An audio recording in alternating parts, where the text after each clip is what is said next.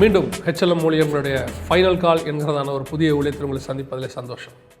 Final கால் இன்று நடக்கக்கூடியதான மிக முக்கியமான சம்பவங்களை, உலகத்தின் சம்பவங்களை வேதாகமத்தின் உள்ளதான வேத வசனங்களோடு ஒப்பிட்டு உடனுக்குடன் உங்கள் பார்வைக்கு கொண்டு வர ஆண்டவர் ஒரு வழிவாசலை திறந்திருக்கிறார். இந்த ஃபைனல் கால் அதைத்தான் உங்களுக்கு செய்ய போகிறது.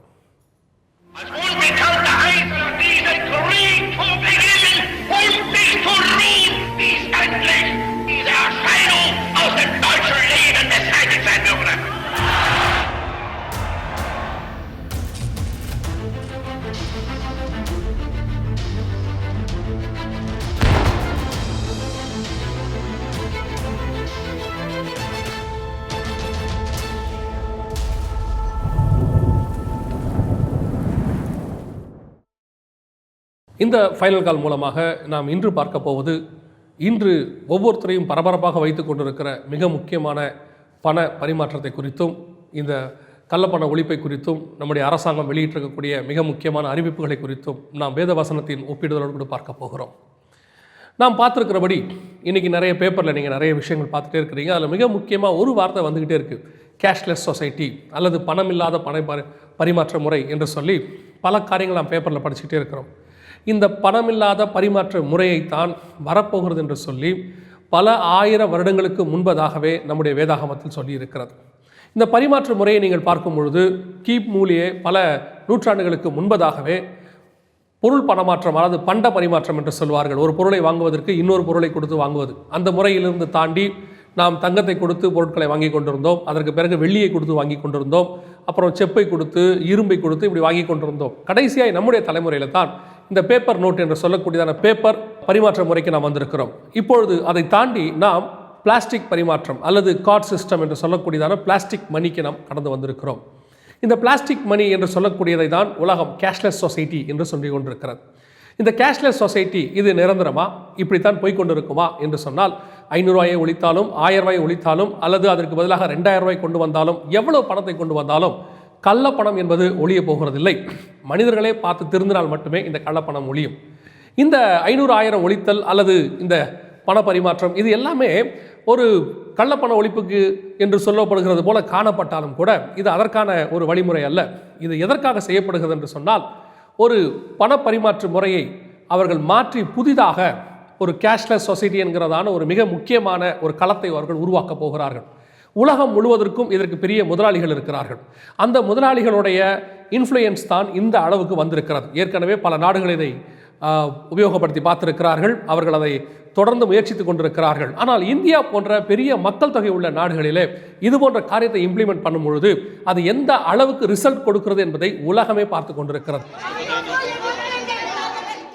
இன்னும் சொல்ல போனால் நிறைய இடங்களிலே முதல் முறையாக இந்தியாவில் தான் இது செய்யப்படுவதை போல சொல்லிக் கொண்டிருக்கிறார்கள். ஏற்கனவே ஸ்வீடனில் இதை சக்ஸஸ்ஃபுல்லாக செய்து ஸ்வீடன் பகுதியிலே ஒரு மாநிலம் முழுவதுமே இப்பொழுது பணமே கிடையாது, அதாவது பண பரிமாற்றத்திற்கு கையில் அந்த பேப்பர் முறையே கிடையாது, மாற்றியாகிவிட்டது. இது போல நெதர்லாண்டில், இந்த மாதிரி இங்கிலாண்டில், இந்த மாதிரி பல நாடுகளிலே செய்யப்பட்டு கொண்டிருக்கிறது.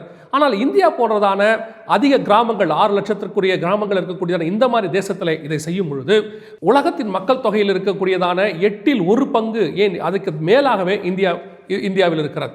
அப்படி இருக்கும் பொழுது இந்த பணப்பரிமாற்ற முறை நியூ வேர்ல்டு ஆர்டர் என்று கூட நாம் பேர் வைத்துக் கொள்ளலாம். இந்த முறையிலே வரும் பொழுது உலகம் முழுவதும் இதை பின்பற்றுவதற்கு வழியாக இருக்கும். சரி, இதற்கும் அடுத்து என்ன நடக்கப் போகிறது? இந்த பிளாஸ்டிக் கார்டு சிஸ்டம் அல்லது டெபிட் கார்டு, கிரெடிட் கார்டு என்று சொல்லக்கூடியதான அல்லது ஆதார் கார்டு என்று சொல்லக்கூடியதான இந்த சிஸ்டம் தான் இனி வரப்போகிறதா என்றால் இதுவும் நிரந்தரமானதல்ல. இதற்கு பிறகு இந்த கேஷ்லெஸ் சொசைட்டி எப்படி மாறப்போகிறது அல்லது பரிணாம வளர்ச்சி எப்படி அடைய போகிறது என்று சொன்னால், இந்த கார்டில் இருக்கக்கூடியதான சிப் என்று சொல்லக்கூடியதான RFID, ரேடியோ ஃப்ரீக்வன்சி ஐடென்டிஃபிகேஷன் என்று நாம் பார்க்கிறோமே, ஒரு சிம் கார்டை போல இருக்கக்கூடியதான காரியங்களை பார்க்கிறோமே, இது அப்படியே உங்கள் கைகளுக்கு பயோ மணியாக மாறப்போகிறது. பேப்பர் மணி இப்பொழுது பிளாஸ்டிக் மணியாகிறது.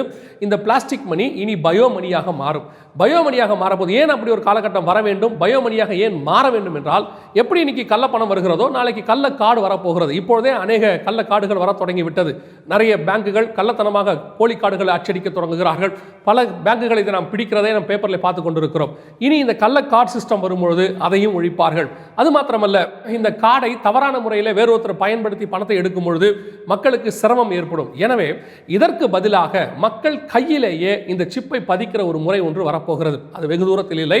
இந்த பயோ மணி என்று சொல்லக்கூடியதான் இதற்கு முன்பாக இப்பொழுது வந்திருக்கிறதான இந்த பிளாஸ்டிக் மணி நாம் எதிர்பார்த்திருக்கிறபடி பல ஆண்டுகள் கழித்து தான் வந்திருக்க வேண்டும். இந்தியா போன்ற நாடுகளிலே இவ்வளவு சீக்கிரம் இங்கே இம்ப்ளிமெண்ட் ஆனது ஒரு வகையில் எதை சொல்லுகிறது என்றால், நம்முடைய ஆண்டவராக இயேசு கிறிஸ்துவினுடைய வருகை மிக சமீபம் என்று சொல்லுகிறது. எப்படிங்க இதற்கும் இயேசு கிறிஸ்துவின் வருகைக்கும் என்ன சம்பந்தம் என்று நீங்கள் சொல்வீர்கள்? ஆனால் வெளிப்படுத்தின விசேஷம் 13ஆம் அதிகாரம் 17வது வசனத்தில் மிக துல்லியமாய் வேதம் சொல்லுகிறது, இந்த மிருகத்தின் முத்திரை, நாமம், இலக்கம், அதாவது ஒரு அரசாங்கத்தினுடைய முத்திரை, ஒரு பெயர், ஒரு நம்பர் இல்லாமல் எதையும் வாங்கவும் முடியாது, விற்கவும் முடியாது என்று சொல்லி சமீபத்தில் ஒரு அட்வர்டைஸ்மெண்ட் அல்லது ஒரு விளம்பரத்தில் பார்த்த ஒரு காரியம், இனி வருகிற நாட்களிலே அரசாங்கம் கொடுக்க போகிறதான அட்டை இல்லாமல், அந்த அரசாங்கத்தில் இருக்கக்கூடிய முத்திரை, அந்த அரசாங்கத்தினுடைய பெயர், அது கொடுக்கக்கூடியதான ஒரு நம்பர் இல்லாமல் வாங்கவும் விற்கவும் கூடாதபடிக்கு செய்ய போகிறோம் என்கிறதான ஒரு மிக முக்கியமான விளம்பரமே வந்திருக்கிறது. அதாவது இயேசு கிறிஸ்து சொன்ன காலகட்டத்தினுடைய மிக முக்கியமான துல்லியமான இடத்திற்கு உலகம் வந்து சேர்ந்திருக்கிறது.